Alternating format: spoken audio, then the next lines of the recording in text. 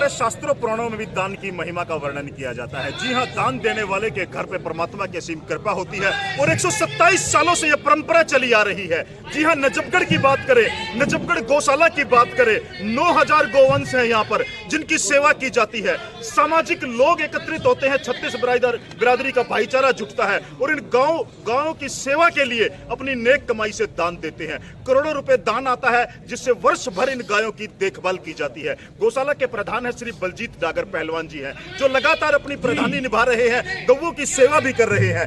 कई वर्षों से देखते आ रहे हैं बलजीत जी न केवल अपना समय देते हैं अपितु दिल खोलकर दान करने वालों का यह सम्मान भी किया जाता है और उनकी महिमा का गुणगान भी किया जाता है। आइए बात करते हैं बलजीत पहलवान से। सर, स्वागत है आपका समाचार क्यारी में। मैं सबसे पहले तो संजय भाई आपका और आपके चैनल का बहुत ही आभार व्यक्त करता हूँ कि आप ऐसे टाइम में जहाँ भी जो भी प्रोग्राम होता है उसमें जाते हैं और उसका प्रचार करते हैं। आपका बहुत बहुत धन्यवाद। पहलवान जी, कोरोना काल है, सबको पता है, कोरोना काल से जूझ रहे हैं। बावजूद उसके मैं तो आपकी कमेटी की तारीफ करूंगा, दानी लोगों की तारीफ करूंगा कि इतनी भारी संख्या में लोग यहाँ पहुँच रहे हैं। क्या अपील करना चाहेंगे दानी सज्जनों से और अपनी कमेटी के बारे में दो शब्द? अपील तो ऐसा है, करते ही रहते हैं कि भाई दान देना चाहिए और दान से ये गौशाला चलती है और वर्षों से हमारे पुरखों ने इसकी नींव रखी थी, तो उस टाइम से ये चली आ रही है और लगातार लोग अपना बढ़ चढ़ कर दान देते हैं। दान से ये चलती है। 6 करोड़ रुपए का इसका सालाना खर्चा है गौशाला का। लोग ही चलाते, इलाके के लोग ही चलाते, कॉलोनियों के, शहर के सभी सज्जन इसमें बढ़ चढ़ कर दान भी देते हैं और अपना बाँट भी देते हैं, चूड़ा भी देते हैं, हरा चारा भी देते हैं, गौओं की दवाई भी देते हैं और नगद दान भी देते हैं। चलो पहलवान जी, गोवंश की संख्या लगातार बढ़ती ही जा रही है। आपने गौशाला का विस्तार भी किया है, कई गौशाला भी बढ़ाई है, तो इस कोरोना काल के बाद क्या ऐसी दिक्कतें आ रही हैं? सरकार की तरफ से कोई मदद या कोई इस तरह की अपील आप करना चाहें? सरकार से तो यही कहेंगे कि आज तक सरकार ने कोई मदद नहीं की है, ना दिल्ली सरकार ने, ना सेंट्रल सरकार ने। लेकिन ये है कि सरकार ने मदद करनी चाहिए क्योंकि गाय बहुत ज़्यादा, यहाँ बहुत मात्रा होगी गाय की, और एक बार बछड़ा तो गौशाला में आ जाता है तो वो ये समझो कि फिर यहीं अपना जीवन पूरा करता है जी, और उनकी संख्या बढ़ती जा रही है दिन पे दिन। तो इसमें मैं सरकार से, दोनों ही सरकारों से कहूँगा कि इसमें उन्होंने दान देना चाहिए, बजट देना चाहिए, क्योंकि इलाका तो देता है लेकिन फिर भी कमियां रह जाती हैं कुछ ना। अभी जैसे हमने एक गौशाला 4 नंबर बनाई जी 5 एकड़ में, अब वो भी पूरी भर गई है क्योंकि इलाके में पशु बहुत है। हमारे यहाँ गाय रखते हैं लोग, ये दोगली नस्ल आ गई, ज़्यादा वो नस्ल है, क्योंकि अपनी जो देसी गाय थी वो लोग कम रखने लग गए तो उनके बच्चे ज़्यादा, यहाँ बछड़े ज़्यादा आते हैं, बच्चियाँ तो फिर भी लोग कम ही छोड़ते हैं। बछड़ों की संख्या ज़्यादा होने के कारण दिखते हैं। जी हाँ, अगली बार आपको यदि सड़क पर कोई गाय नजर आए, जी हाँ, यदि कोई आपको गाय बाजार में घूमती नजर आए तो अवश्य उस गाय को लेकर के आप उसको कोशिश कीजिए, आप प्रत्येक व्यक्ति अपने घर में गाय रखे, उसकी सेवा करे, क्योंकि गाय हमारी माता है। हिंदू संस्कृति में गाय का विशेष महत्व भी है और धन्य है वो लोग जो अपनी नेक कमाई से गौओं के लिए दान देते हैं। वर्षों से यह परंपरा चली आ रही है और नजफगढ़ की जो गौशाला कमेटी है वो तारीफ के काबिल है कि वो लगातार इन लोगों को यहाँ एक मंच पर एकत्रित करती है, गौओं के लिए दान मांगा जाता है और गांव-गांव लोगों से अपील भी की जा रही है कि ज्यादा से ज्यादा संख्या में पहुंचे और यहाँ पर आकर के व्यवस्थाओं का भी जायजा लें, ताकि जो गौओं की सेवा कर रहे हैं, जो लोग अपना समय दे रहे हैं, उनकी भी हौसला अफजाई हो, उनको भी ये लगे कि हाँ, समाज भी हमारे साथ खड़ा है। और एक और बात, यह सरकार से भी अपील की गई है, सरकार भी इस ओर ध्यान दे। ये भाईचारे की संस्था है, ये सामाजिक संस्थाएं हैं, ये आपसी सहयोग की संस्थाएं हैं। और जी क्या कहना चाहोगे? हम ये कहना चाहेंगे, इतनी बड़ी संख्या में हॉस्पिटल सरकार का होना चाहिए, बिल्कुल इंसान वास्ते हॉस्पिटल है तो पशु वास्ते क्यों नहीं होगी? बिल्कुल, पशुओं के लिए भी यहाँ पर एक अस्पताल का निर्माण होना चाहिए। और देखिए, गाय बीमार भी होती है, यदि सरकार इसकी ओर पहल करे, प्रत्येक गौशाला में यहाँ पशु अस्पताल का निर्माण करे और यहाँ पर पशुओं के लिए डॉक्टर भी मुहैया कराए जाए, ये भी एक अपील की जा रही है आज नजफगढ़ की इस गौशाला के पवित्र प्रांगण से। जी हाँ, कुछ और लोगों से भी आपका परिचय करा देते हैं। जी हाँ, गौशाला के संरक्षण है पहलवान जी तेजवीर जी, संक्षेप में क्या कहेंगे,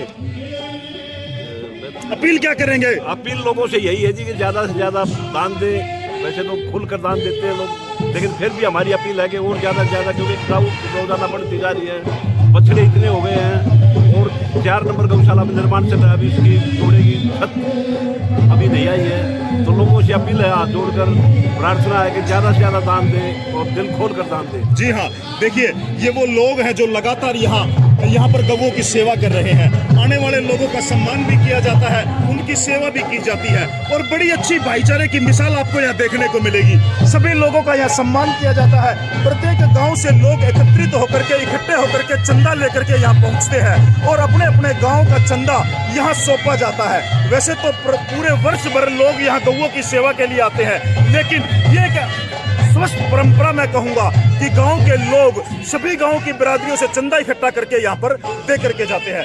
नफर सिंह नंबरदार जी, नमस्कार नंबरदार साहब। तो कितने दिन से लगे हुए नंबरदार साहब? हमें आज 15 दिन हो गए। तो चंदा ठीक आ रहा है नंबरदार साहब? ठीक ही है।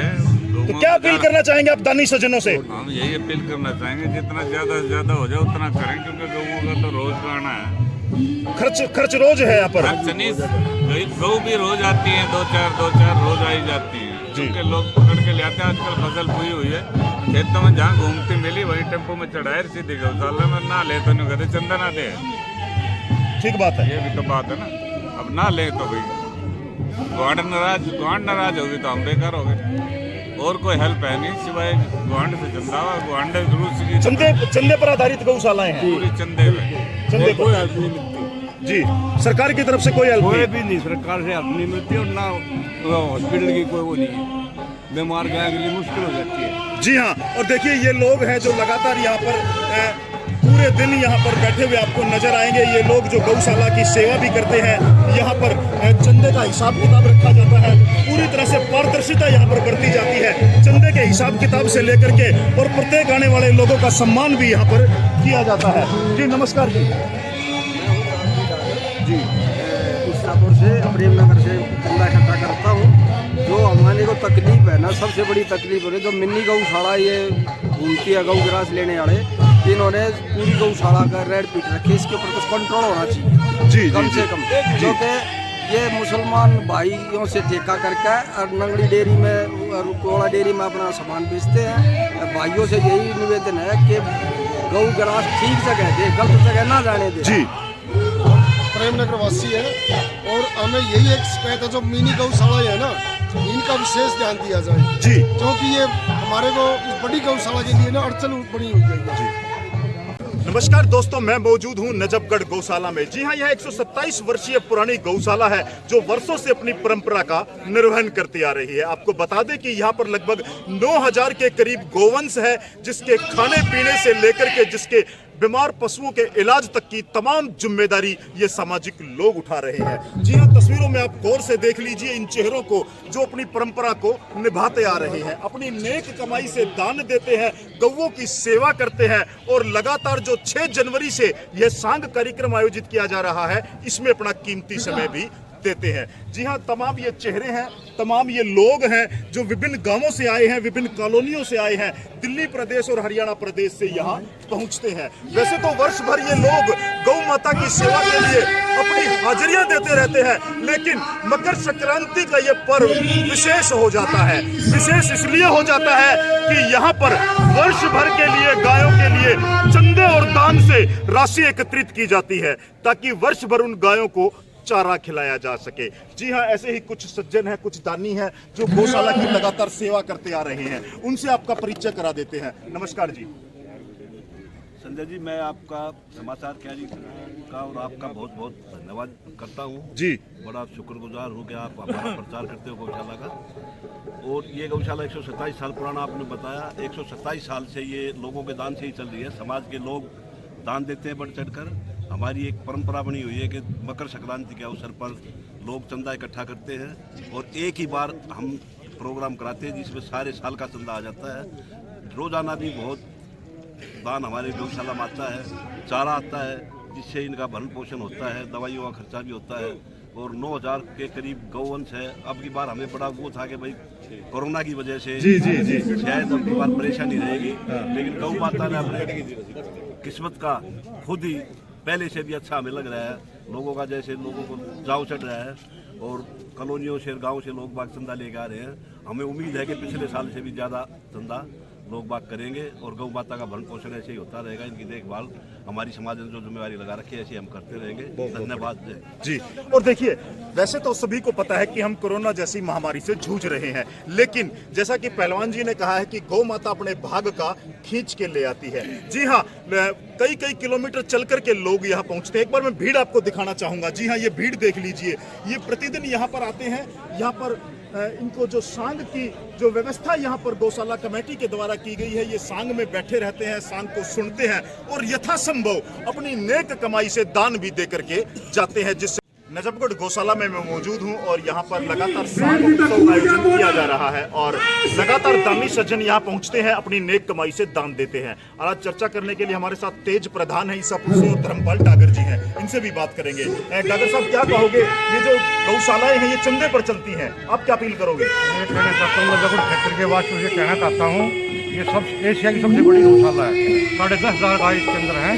मैं क्षेत्र के निवासियों से अपील करता हूँ इसमें ज़्यादा से ज़्यादा चंदा लेकर के गौ माता को दान दें। जी प्रधान जी, क्या कहोगे, आप भी बड़े लंबे समय से गौ की सेवा करते हो? मैं देखो जी, मैं करीब जब पंडित जयनारायण पंडित जी सानी थे ना, ये 50 साल पहले की बात है, 70-71 की बात है, तब से मैं गौशाला में रहता हूँ। तब से विकास में लगातार होता है, लेकिन जो जनता है, पब्लिक है, गाँव है, कॉलोनियाँ हैं, वो बढ़ चढ़ कर दान देती है, बहुत ही योगदान करते हैं।